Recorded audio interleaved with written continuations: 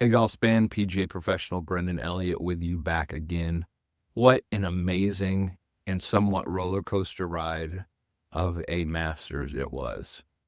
Being on hand again for the 14th year out of the last 16 is special.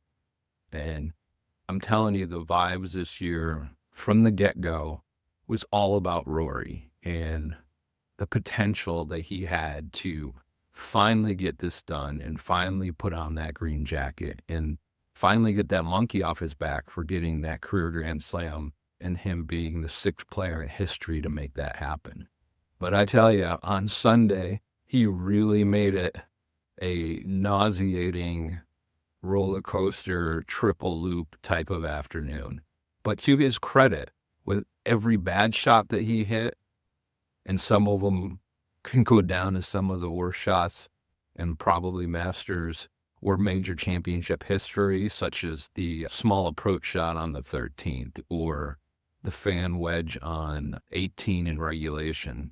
But at the same time, he had some of what will probably be the most iconic good shots in the game as history marches on. And as we look back, that approach shot on the 15th, his shot on 16 and 17 and 18 in the playoff, phenomenal. So what can we take from this week?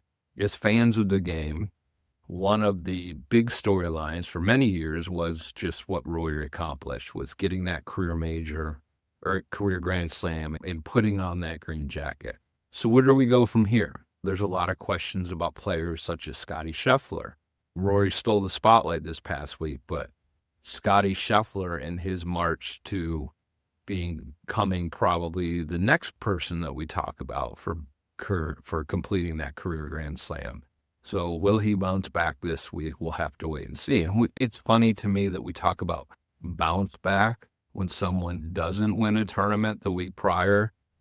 In golf, Tiger Woods has been the most prolific winner that we've ever had in the game, and he's only won just over 20% of his starts.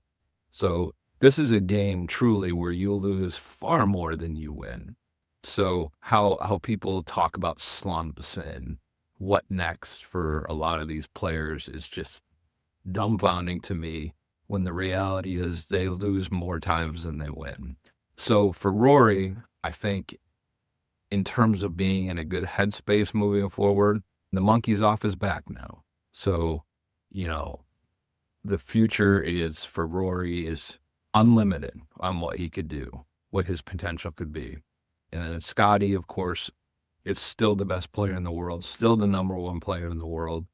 And there were some great performances this past week too. Justin Rose, tip of the cap to him for sure. Someone into his mid-40s, still wanting to be the best that he possibly can be and contend in these majors and have these moments.